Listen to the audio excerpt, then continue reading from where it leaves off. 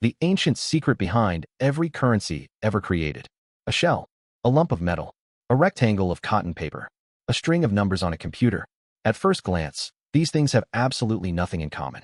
One is natural, one is rare, one is printed by a government, and one doesn't physically exist at all. And yet, for thousands of years, human beings have used all of them to buy, sell, trade, and build entire civilizations. Why? What is the one invisible thread connecting a cowrie shell on a beach in ancient China to a Bitcoin wallet on your phone? The answer, as we'll discover, isn't gold. It isn't scarcity. It isn't government law. It's trust. But to understand why, we have to go all the way back to a world before money existed at all. The world of barter. Imagine it's roughly 9,000 years ago, somewhere in the Fertile Crescent, modern-day Iraq or Syria. You are a farmer. You've had a good harvest. Your grain stores are overflowing. But you desperately need a goat. Goats give milk. Milk feeds your children. And your neighbor has goats. So you walk over. You offer him grain. He wants grain. You've got grain. Deal. This is barter, the original economy. Direct exchange. No middleman. No currency. No bank. Just two people deciding that what they have is worth what the other person has. For small, tight-knit communities, barter actually worked beautifully. Anthropologists have found evidence of barter-style trade going back at least 100,000 years. Long before cities, long before writing, long before anything we'd recognize as civilization. But here's the problem. As communities grew, as villages became towns, and towns became cities, barter started to crack under the pressure. Economists call it the double coincidence of wants. It sounds academic, but the problem is simple. Barter only works if the person who has what you want also happens to want exactly what you have. At the same moment, in the right quantities. What if you're a musician who wants bread, but the baker doesn't need music lessons? You starve. What if you're a fisherman with more fish than anyone can eat today, but you need a coat that won't be woven until winter? Fish rot. Grain mildews. Surplus harvests are worthless if you can't store them or spend them. And so, around 3000 BCE, something extraordinary happened in ancient Mesopotamia. The Sumerians, the world's first great city builders, started keeping track. They used clay tablets to record debts and obligations. You owe me 10 sheaves of barley. I owe you 3 days of labor. This was proto-money, not physical currency yet, but the idea of a promise, a stored obligation, something that could be paid back later. Money didn't begin as gold or coins. It began as a record of trust, a promise written in clay. Commodity money, shells, salt, and cattle. From clay tablets, the next leap was physical commodity money, objects that had value in themselves, but could also be used as a medium of exchange. The cowrie shell is perhaps the most remarkable example. These small, polished shells were used as currency on nearly every inhabited continent.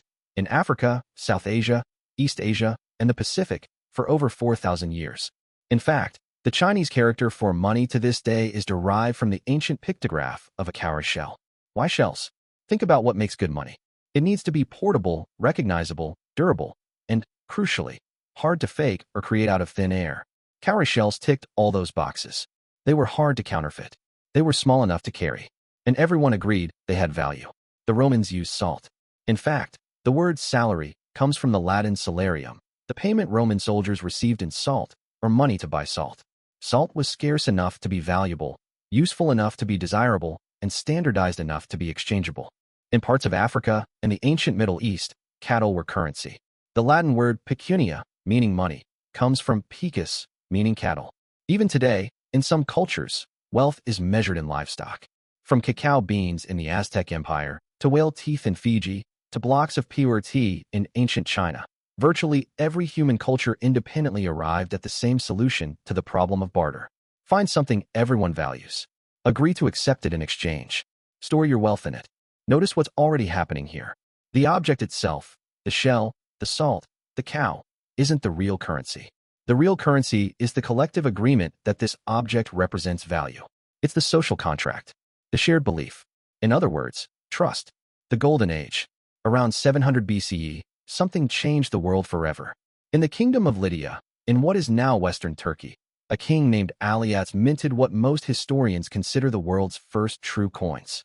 They were made of electrum, a naturally occurring alloy of gold and silver, and stamped with a lion's head, the royal seal.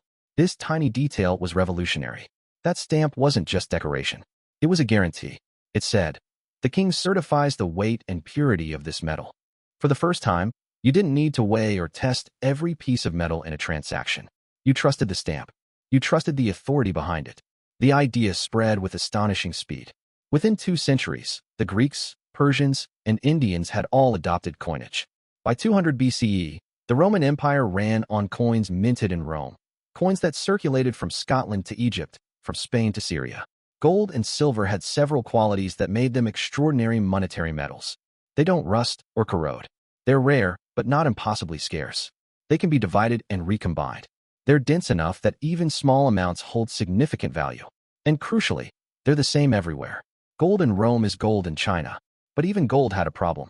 Carrying it was dangerous. So medieval goldsmiths, who had strong vaults to store their own gold, began offering a service. Leave your gold with me. I'll give you a paper receipt. You can spend the receipt anywhere, because anyone can come to me and redeem it for gold. Those receipts became the world's first banknotes. And here's where it gets fascinating. Very quickly, goldsmiths realized that not everyone came to claim their gold at the same time. So they started issuing more receipts than they had gold to back. The world's first banks were built on the discovery that money could exist as a promise, even when the underlying gold wasn't actually there. This was the birth of fractional reserve banking, and the beginning of the end of gold's absolute reign over money.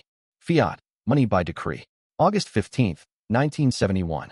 President Richard Nixon went on television and announced that the United States would no longer allow foreign governments to exchange their dollars for gold at a fixed rate. Just like that, the last major link between paper money and physical gold was severed. The era of fiat currency, money backed not by any commodity, but purely by government decree and public trust, had fully arrived. Though it's worth noting, fiat money wasn't invented in 1971. China was issuing government-backed paper currency as early as the 7th century AD, during the Tang dynasty. The Mongol Empire used it in the 13th century. Marco Polo wrote about it with astonishment when he visited Kublai Khan's court. The idea seemed almost magical to medieval Europeans. Paper, stamped by the emperor, was money, not because of what it was made of, because the emperor said so, and because his power was enough to make you believe it. Today, every major currency in the world is fiat currency. Your Australian dollar, your US dollar, your euro, none of them are backed by gold. They're backed by something more abstract. Confidence in the institution that issues them, belief in the stability of the economy behind them, and the legal requirement, in many jurisdictions, to accept them for debts. When that trust breaks down, the consequences are catastrophic.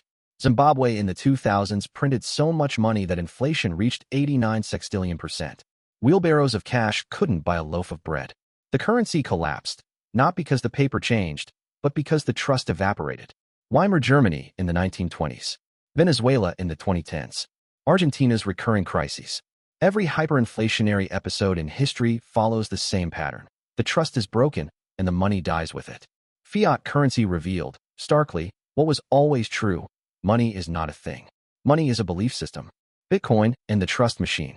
2008, the global financial crisis. Banks that people had trusted for generations collapsed, or were bailed out by governments with taxpayer money.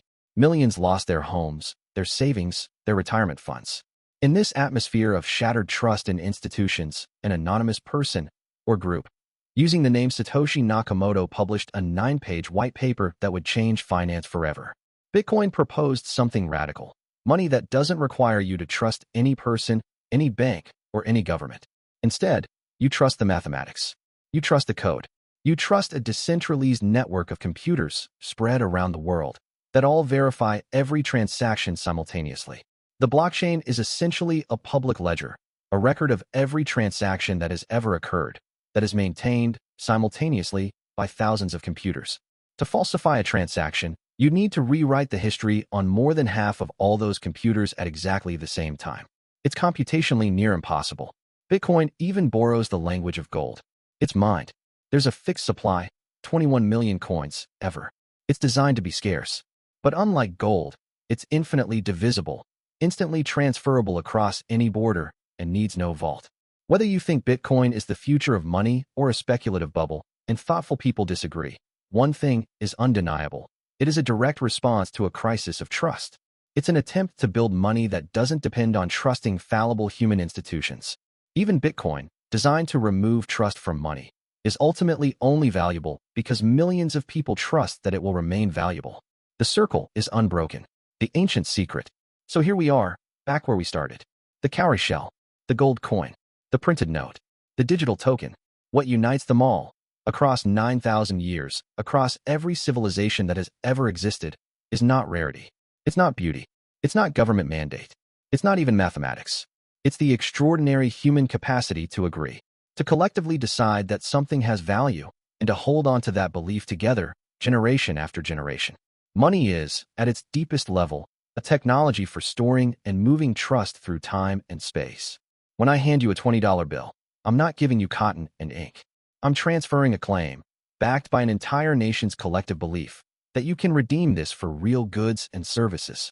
This is why money is one of humanity's most profound inventions. It allows strangers to cooperate. It allows a farmer in ancient Mesopotamia to exchange grain for tools he'll use next season. It allows a tech entrepreneur in Melbourne to pay a factory worker in China she'll never meet. It knits the entire human world together. And it's also why money is so fragile. Because trust is fragile. The moment enough people stop believing in a shell, in a government, in a bank, in a coin, the money stops working. It becomes just a shell, just paper, just numbers on a screen. The next time you hold a note, or tap your card, or send a payment from your phone, remember what you're actually holding.